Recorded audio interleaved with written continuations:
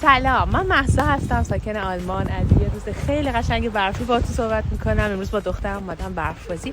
گفتم توی این فاصله یه خبری رو به شما بدم. اگر شما هم مثل من دوست دارین از دنیای آنلاین و سوشال میدیا مارکتینگ سر در بیارید و حتی در کنار درآمد اصلیتون از این فضای مجازی و این پلتفرم ها درآمدزایی کنید، با من در تماس باشین، چون خبرهای خیلی خوبی براتون.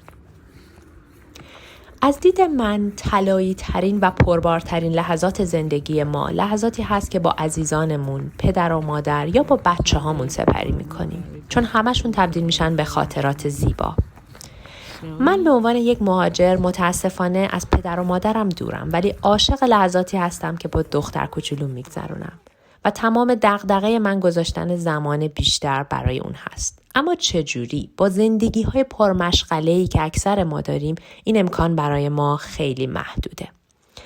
من رشته تحصیلی مهندسی پزشکی هست و در یکی از شرکت‌های بزرگ تجهیزات پزشکی مشغول به کار هستم. از کارم بسیار راضیم، ولی ساعت کاری من خیلی زیاده. بنابراین چند ماه گذشته بود که به فکر یه تغییر بزرگ توی استایل کاریم بودم. خدا رو واقعا شکر میکنم که یک فرصت بسیار خاص و استثنایی رو سر راه من قرار داد و به من کمک کرد که بتونم بیزینس آنلاین خودم رو ستاپ کنم. بیزینسی که به من این امکان رو داده که از هر جا و هر زمانی بتونم درآمدزایی کنم. درآمدی مشابه کار مهندسی خودم و شاید هم بیشتر.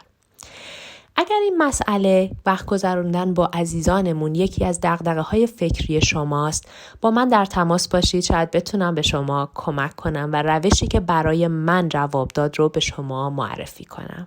در پناه خدا باشید.